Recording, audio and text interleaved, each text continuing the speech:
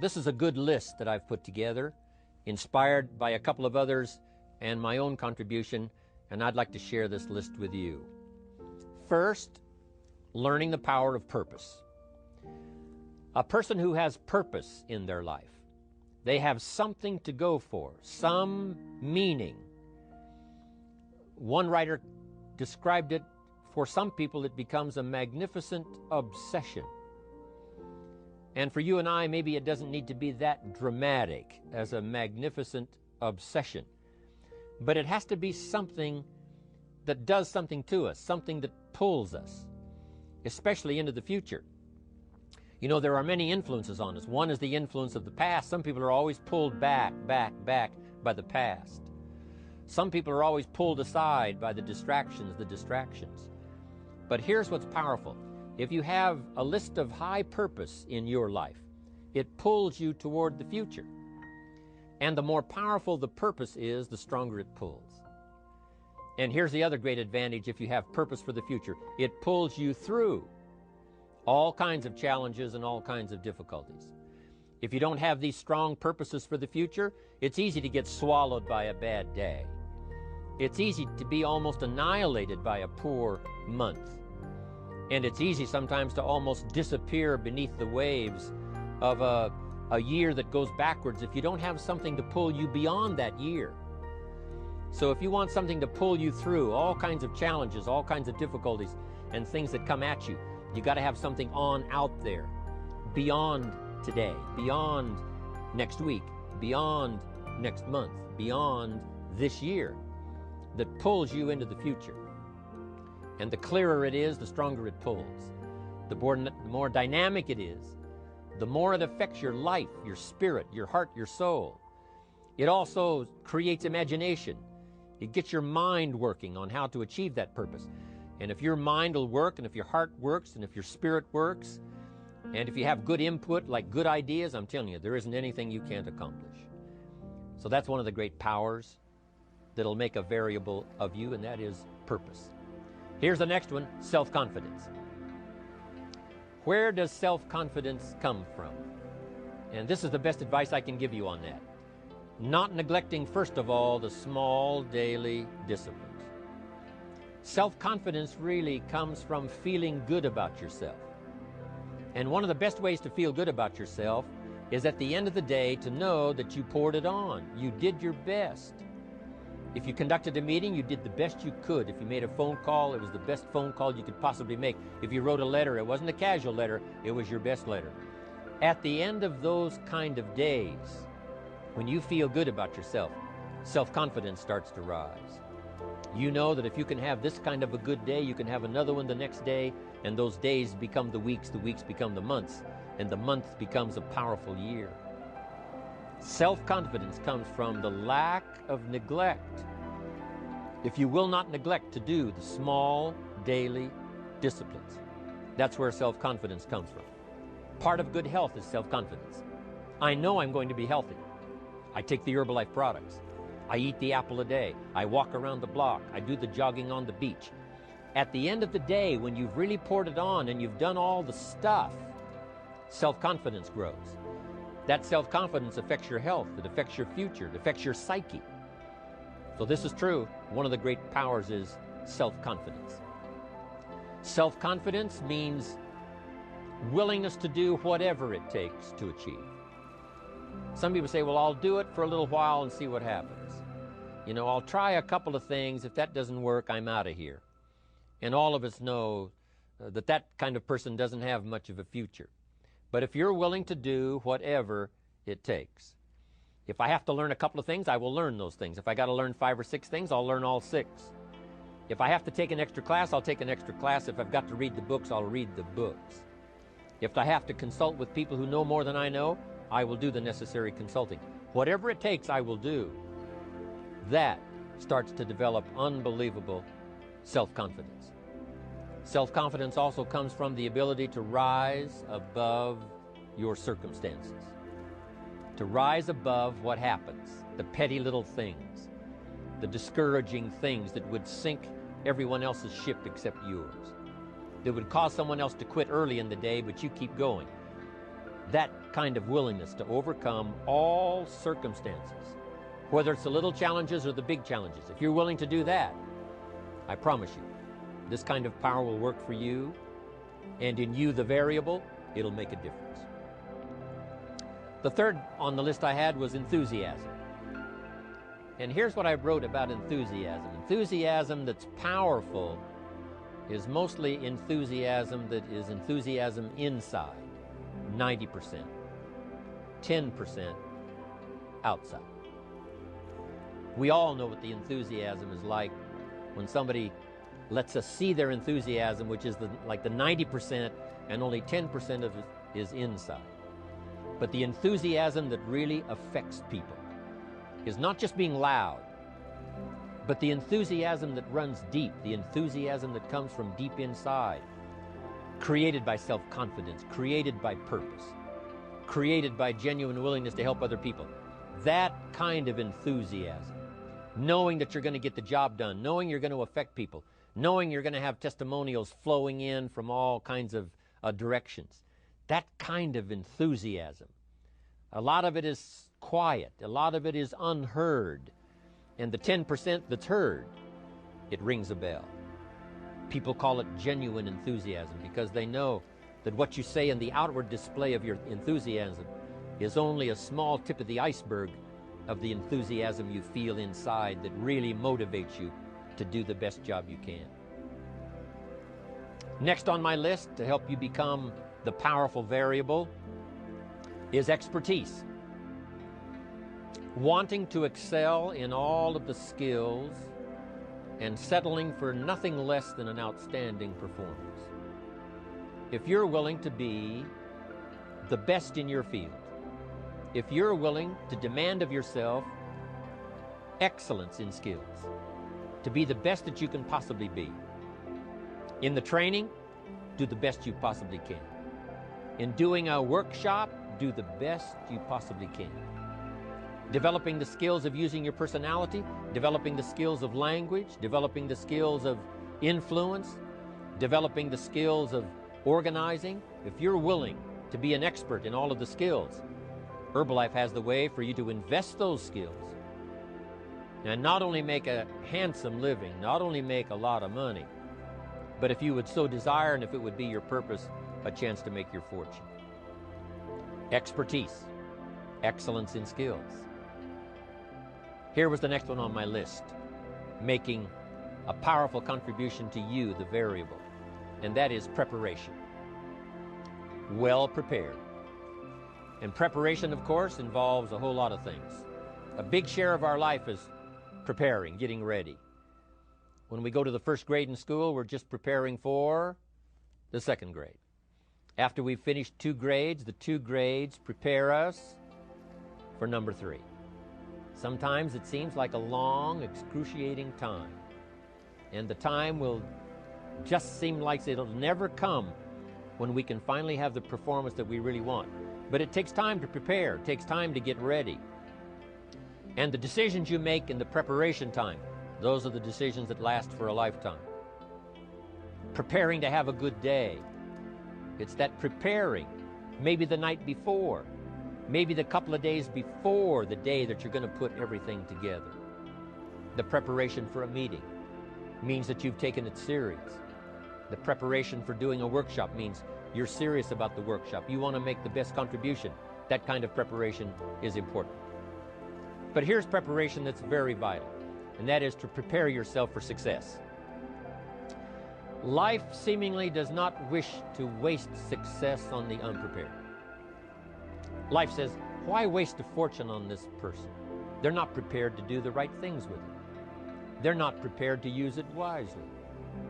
If a fortune was bestowed upon this unprepared person, it would probably be wasted. The people that could have been touched won't be touched. What could have been done won't be done because this fortune will have been wasted on the unprepared person. So not only look for fortune, not only look for the promise, but prepare yourself and ask of yourself, what can I do to make myself ready? Because remember, life was designed not to give us what we want, not to give us what we need, but life was designed to give us what we deserve. Every value in life must be paid for, and those that pay are the ones that get it. It says those that give receive. Someone says, I wish to receive, I wish to receive. You don't have to concentrate on receiving. Just become a good giver. It says those that search will find. Someone says, well, I need to find some good ideas to help change my life for the future. Then to find good ideas, that doesn't come because you need them, it comes because you search for them. If you want good ideas, you got to go after them. You got to go to the class, you got to go to the workshop, you got to go to the training, go to the book, right? You got to go to the journal, right? Go where good ideas are being taught, go searching, go looking, because good ideas are not going to be wasted on those that are not seeking, searching, well prepared. So, prepare yourself to be ready for fortune when it comes, to be ready for challenge when it comes, to be ready for opportunity when it comes. Opportunity comes along and passes by the person that is not well prepared. I want to prepare myself this year for next year. Yes, I wish to be effective this year, but I'm also thinking of ways, how could I be better? How could my ideas be more powerful? How could they be sharper, more clear? How could I reach some people next year that I perhaps can't reach this year? I haven't reached deep enough into my own soul to affect some people. Some people just pass by and say, hey, what a good speech. But how could I make it stronger than that, deeper than that, more powerful than that? I cannot be as powerful as I could be next year. You know, you can't go to the 10th grade in the 5th grade. You just got to go through the grades. But the more you are prepared, when the 10th grade finally comes, now you can cash in and get 2 times, 3 times, 5 times more value from it by being prepared. I want to do my best this year for Herbalife, but I also want to get ready for next year, 1999. And then when the year 2000 comes, at the turn of the century, I want to be well equipped by language, by instinct, by temperament, by personality, by influence, to really be valuable the year 2000, 2001, 2, 3, 4, 5. That's my goal. I'm sure it's your goal.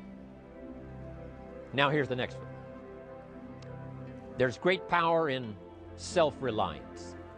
Self-reliance means you simply look mostly to yourself. It would be nice if someone just gave you this, gave you this, gave you this. It would be nice if everyone did their job exactly as they're supposed to do it. But here's what you've got to do. Primarily rely on yourself. Primarily say, I'm the person responsible. And I will learn the necessary skills so that I can help people learn their skills. If I need lots of people to do certain things to build my organization, that is what I must have. But I've got to be the final backstop. I've got to be the final one that people can rely on. So that if this is missed and this is missed, I can catch up, I can fill the gap, I can do the job. We have to do it when we conduct meetings. We have to do it when we conduct training. We have to do it when we're in a class of just a few. What someone might have missed, we're there to fill in. Self-reliance. Primarily, we're learning to count on yourself. So that you can do this, never complain and never explain. Here's the next key power, and that's image. There's many parts to image. The image that others see you as, the image you have with other people. And it's very important how other people see you. If they don't see you as a leader, chances are they won't pay attention. If they don't see you as being in control, chances are they won't have the trust. If they don't see you as knowing where you're going, what you want to accomplish, they probably won't follow. But if people can see you, if you have the image of someone that's in charge, in control of your life, your future, your destiny, in control of the situation, if they see that, that kind of image is powerful. It helps to win the day. It attracts other people. People want to be around people that are in control, that are powerful, but they know how to use their power. Influential, but they know how to use their influence. That kind of image is important. But here's a very important image, and that is your image of yourself. self. The way you dress, the way you talk, the way you think, your capacity for learning, all of that is an important image that you have of yourself. The image that you have that if it needs to be learned, you could learn it. If there's a book that needs to be mastered, you could master it. If there's a skill that needs to be learned, why couldn't you get busy now and learn that skill? That kind of self-image, that I am continually trying my best to be the best I can.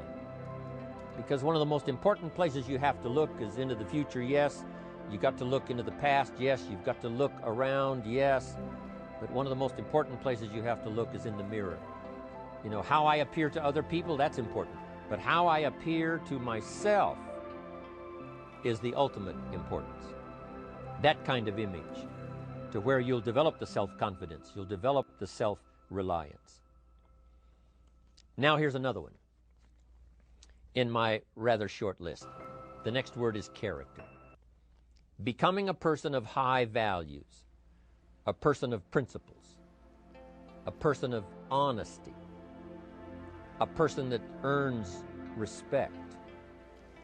That kind of character. It took character when Mark started to put the marketing system together. How can we have a system that will build in the integrity, that people will know that if this happens, then this will happen. And if this goes wrong, here's the way to fix it. Unless you have the principles and the character and the integrity to put together a viable plan for a wide variety of people, then the system is not going to last very long. And I've been around long enough, and I'm sure you have been around long enough to see a lot of systems that got started, but they failed. And the reason is because they were not constructed with integrity. They were not constructed with character. They were not constructed with doing the right thing. They might have been constructed to take advantage. You know, cash it out as quickly as possible and leave. Mark was involved when others took advantage of him all those years ago before Herbalife. When someone took advantage, didn't have the character, didn't have the principles, and didn't have the character to stay, the character to see it through, the character to do the right thing. So this is important, to develop the character within yourself, that people see you as honest, as fair, willing to do the right thing, willing to be helpful, but always willing to walk the center line, not to pass the line. When we come to an opportunity like Herbalife, especially multi-level network marketing, it is so dynamic, it is so powerful, and it is so possible in fortune making that sometimes people want to speed up the process by cutting the corners, by neglecting to do the right things, you know, to cheat a little here, you know, cross the line just a little bit, because then, you know, it'll grow faster and you can cash in quicker. Not necessary here. Doing Herbalife right will build your fortune longer and stronger than trying to cut the corners and not doing it right. If we'll have the integrity that Mark had when he started it, and keep perpetuating that we will do the right thing by the marketing system, the right thing by a distributor who has a customer and they take care of that customer belongs to that distributor. That kind of integrity in the marketing system, the kind of integrity we have among each other, the kind of character we have to rely on each other, because here's what we cannot do. We cannot do this by ourselves. Mark's got to count on me. I've got to count on Mark. We've got to count on the president's team. The president's team has to count on the chairman's club for advice and counsel. We have to count on the millionaire team, the tabulator team, the world team. We've got to count on the distributor. We've got to count on the distributor giving the right message to the potential customer. We've got to count on the distributor giving wise counsel to the new recruit, teaching them the right way, the Herbalife way, the principled way, the character way. Vitally important. Building and developing your own character. Now here's another one. It's called self-discipline. Self-discipline, all of us have a challenge with that. Because sometimes it's easy, and especially if you're working hard, doing the best you can, it's easy sometimes to let up and let it go. But remember, So many people, especially now that we're as big as we are around the world, are counting on what we do. At home office, they have to be careful. They have to be disciplined. It's easy for the person who ships the product from Herbalife says, oh, well, I'll wait until tomorrow to ship it. And then they go home and sleep like a baby. But the distributor who's waiting for that product doesn't sleep that night, or doesn't sleep when the product doesn't show on time. But if everybody will have the discipline to say, I will do the best job I can. I will make mistakes, of course, because we're all human, but I'll try to remedy those mistakes and do the best job I can. That kind of self-discipline that understands how important your part is in all of the functions that work. Coming to work on the set here, HBN, there's so many people that play a part. And each one of the parts that are played is necessary to put on the broadcast, make it viable, make it real, make it powerful. Any couple of them missing, and it would be a disaster. But all of it put together, and it works like a charm. Each person developing the self-discipline to do their part, do their job. Here's one more, and that is the power of extraordinary performance and demanding of yourself excellent results. This is so important. If you want to live extraordinary, you must do extraordinary. If you want an extraordinary income, you must do extraordinary things. If you want an extraordinary fortune, you must go with the demands of what it takes to have that fortune. Mark has made such a fortune, it's almost beyond comprehension what the numbers really are. But guess what he has the satisfaction of knowing? He earned it all. If he'd have been lax in the performance, Herbalife would not be here these 18 years later. Herbalife would have been a footnote in multi-level history. But because he performed year after year, the 3rd year and the 5th year, and the 7th year and the 10th year, and the 12th year and the 15th year, and now performing well in the 18th year, I'm telling you, that's what makes it such a viable fortune for Mark personally, of course, because he did the job. If we would ask of ourselves that kind of performance, and you've got to ask it of yourself. You know, I can't ask it of you. I would try to inspire you. I would try my best to share with you what it might taste like, what it's like to finally make your fortune. It happened for me. But here's what you must do. You must demand it of yourself. Society does not demand that you not have a heart attack. But if you want to escape having a heart attack, you must demand it of yourself. Society doesn't demand that you take Herbalife and improve your health. You have to demand it of yourself. Society doesn't demand that you jog around the block every morning. But if you want good health, you must demand it of yourself. Society doesn't demand that you read a couple of books a week and improve your intelligence and your knowledge. That you must demand of yourself. Society does not demand that you build a financial wall around your family nothing can get through. That's not a demand of society. But you must demand it, if you wish it, you must demand it of yourself. Society doesn't demand that you learn a list of 10 skills in order to ensure your own future and the future of your family. Society doesn't demand it, doesn't require it. It is not a law. But if you want the benefit, you must demand it of yourself.